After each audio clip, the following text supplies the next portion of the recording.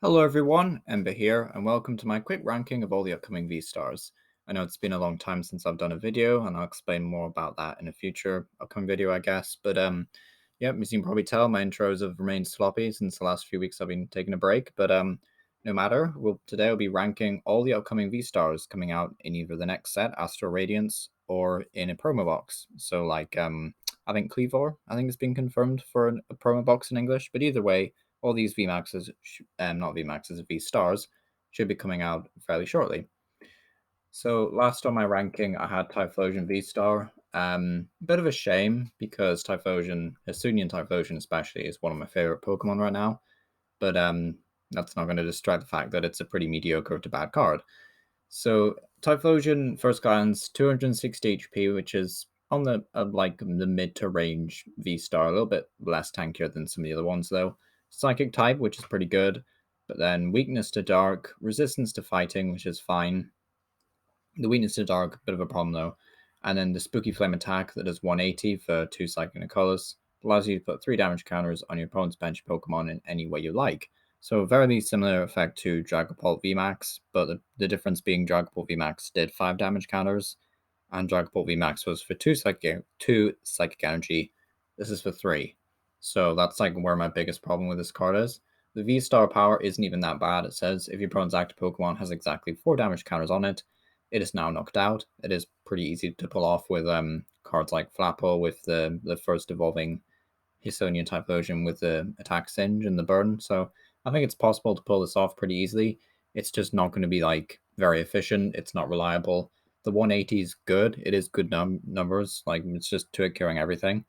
But then you look at the attack cost and you're like, how are we getting 3 energy? Preferably all 3 are psychic, of course. So we have to play Shadow Rider Calyrex or Whimsicott or something, and those variants aren't doing particularly well, which is why I don't think Typhlosion will do particularly well.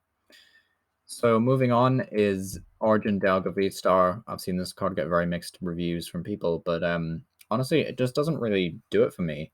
Metal Blast, especially we should start with like the basic stats, but like 208 HP, very tanky, which is cool. Weakness to fire, a bit of a pain, but fire types are not really taken off as much as people thought they would with the Magma Basin Stadium card.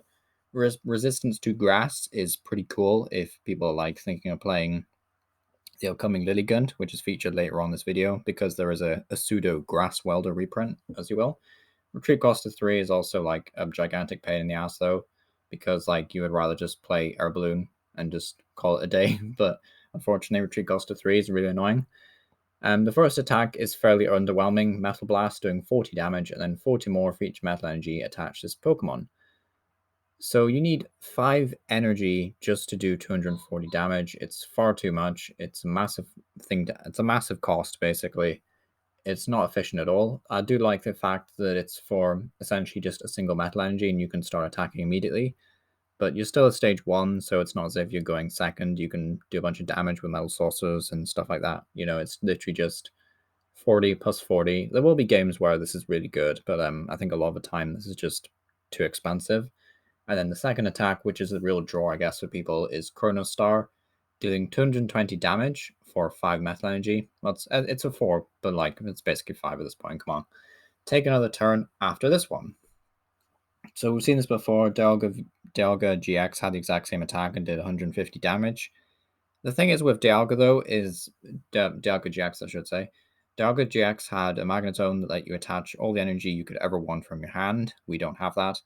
Dialga GX was a basic, so we didn't need to evolve. This is a V-Star, therefore it's a stage 1.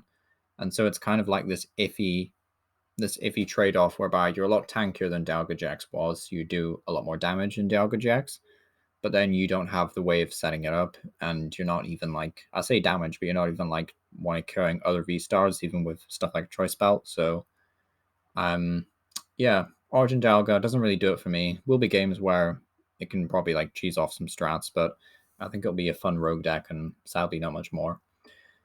So moving on, we have Hisuian decidueye V-Star. 270 HP, so back up to the bulky guys. Weakness to Psychic and no resistance. So weakness to Psychic going to be like a big turn off for a lot of people because, you know, no one wants to face Mew basically, and Mew is still going to be good in this set, I would imagine. But it has an attack, Somersault Feathers, for fighting double colors, which obviously can be paid with double turbo.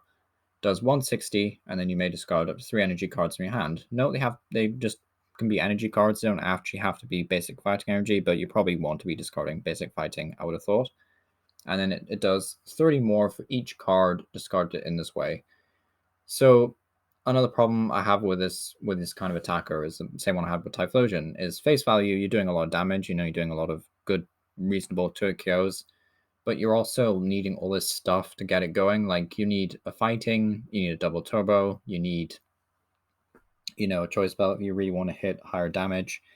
And then even if you're playing double turbo, that means you're doing 20 less, so it becomes really awkward. I know there's a Howlucha coming out that adds +3 damage against VMAXs.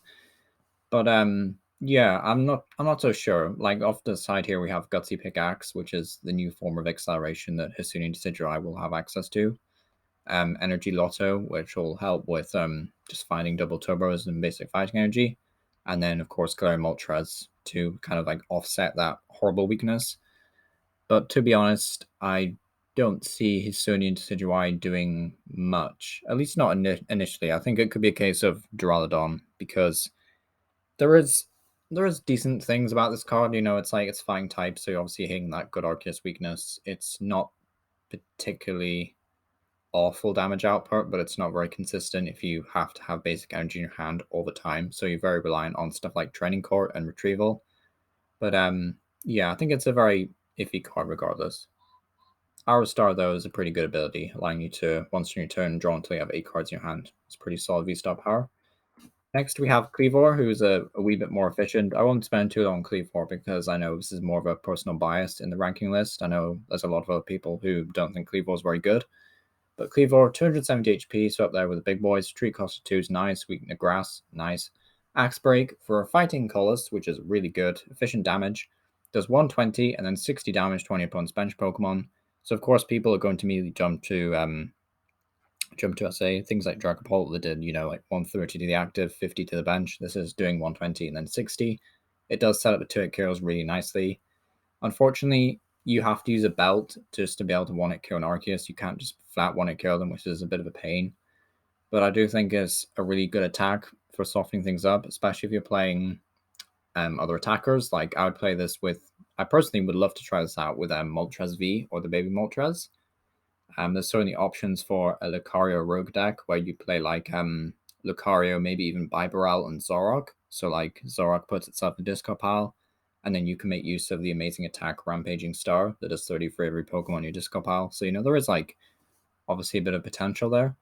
I had entei V on the slideshow because I thought of like pairing maybe Suicune or Raikou. It doesn't necessarily have to be entei. It's probably better if it's Suicune or Raikou, funny enough, because they have one cost, true retreat. They're a lot easier to maneuver around basically. So if you're playing like an Aurora style deck, then it could fit in quite nicely. But yeah, it just seems like a fairly versatile card that can make use of a lot of really cheap other attackers, like even the Voltorb to power up your guys. Got Gutsy Pickaxe, Mightyena support. So yeah, I think clivor could be pretty good. It's just, is the 120 enough in this day and age, especially with VMAX is still kind of chonking around, like Ice Rider Calyrex has like 320 health and things like that. So yeah, pretty scary. Moving on, we have Darkrai V-Star, one of the more hyped cards coming out in the set. I don't think it's the best V-Star in this set, but it is certainly one of the better decks, and it will have to be watched because Dark Pulse is an amazing attack for 2 colors, which is obviously very efficient because it'll be just 2 Dark Energy. Does 30 and then 30 more for each Dark Energy attached to all your Pokemon. Obvious immediate synergy with Gyre Moltres V, the baby Gyre Moltres, allowing you to accelerate multiple Dark Energies a turn. It's going to be really good. Then we also have the return of Dark Patch that will allow us to accelerate Dark Energy from a discard pile to one of your bench Dark Pokemon, as well as the new Hisuian Samurott, which will offer an alternative attacker. So yeah, got a lot of things going for it. And as well as that, we have the Dark Abyss ability. Once in your turn, you may search your discard pile for up to 2 item cards, put them into your hand, i.e. Dark Patches. So in theory, you could have 6 Dark Patches in a game, but the truth is you'll probably use Dark Abyss to find stuff like Energy Lotto maybe, or what's another one? Ultra Ball, if you're like thinning out resources. So yeah, I think this is a really good card. Very easy to pull off massive damage and should be pretty good. I just don't know if it's going to be amazing though, because Japan don't seem to like Darkrai very much, at least in comparison to Samurott and Histonian decidueye, funny enough. So I'm not sure if maybe Darkrai is a victim of overhype, like Rayquaza was, but we'll have to wait and see. So Histonian Ligand, one I'm the most optimistic about, even though it's not the last one on this list, has 260 HP, which is pretty tanky, but not, I guess, amazing. Weakness to Fire, I've already talked about being pretty decent, actually. You know, it's a good weakness to have. So, like, yeah, all the more reason to play Entei right now, guys. But either way, Parallel Spin does 130 damage, and you may put an energy attached to this Pokemon into your hand, which is a really annoying effect we'll have to talk about in a second, but I'll just finish the rest of the card review. If you do, the card does 100 more damage. Attack, sorry. So you can do 230, and with a belt, that's 260. With a Zigzagoon Ping, I guess if you really want to get fiddly, it gets to 270. So you can really get up there. You just can never really reach Arceus numbers, which is a problem. But I mean, you're still getting a lot of turret kills. It's efficient damage, and obviously you don't have to do the 230 every turn. You could just do 130, so it's pretty efficient damage. And then the ability, the V-Star power, Star Perfume, is really strong, allowing you to search your deck for 5 in any combination of Grass Pokemon or Grass Energy. So how are we powering this up? Because 2 Grass and a Colorless is really awkward in this day and age. Well, we have Gardenia's Vitality, which says draw 2 cards, then you may attach 2 Grass Energy from your hand to one of your benched Pokemon. So basically, we need something in the active that can be switched around with our balloon, and then we need a Lilligant on the bench, and then Lilligant V-Star can use its V-Star power to search our deck for 5 in any combination of other Pokemon, preferably probably like other Lilligants and maybe even the new Kricketune or Shaman, and then we can just Gardenia's Vitality to them and start accelerating massive amounts of energy. I think it's really good. The thing about Gardenia's Vitality in combination with the V-Star power means you probably don't have to rely on Arceus, which is a big thing, because if fighting types continuously start, they start to rise up again with like Machamp VMAX or whatever, I guess, then Gardenia's Vitality opens the door to a non-Arceus build. It also means there's more room for stuff like Kricketune, which will just give your guys plus 40 HP, so you get 300. And then you can also toss in a big charm, I guess, if you don't care about Choice Belt, and then you're at 330 HP. And then lastly but not, we have the Temple of Sinnoh. It says all special energy attached to Pokemon, but those in your opponents provide colorless energy and have no other effects. So in that kind of Hisuian Lilligant Gardenia box, you could afford to play the Stadium actually, if you're not playing Turffield, because the Stadium is essentially shutting off all those double turbo decks that you will run into a lot of. So I do think this deck is worth testing. I do think it could end up being pretty good actually, just because the tankiness provided by Kricketune could be huge. And Gardenia just accelerating energy again is great. It'd be great to have just a sort of universal form of acceleration back in format. But let me know in the comments what you think of Gardenia. Is it overrated or whatever? But yeah, it should be interesting. So not quite last, but well, not first, but pretty much first is Origin Palkia V-Star, 280, so right up there with the tanks. Street cost of 2, fantastic. Weakness to lightning, fantastic. No real lightning threats right now. And it has the very familiar attack, and I do mean very familiar, Spatial Swell, which does 60 and then 20 more damage for each bench Pokemon. This is Suicune. This is Suicune on a stage 1.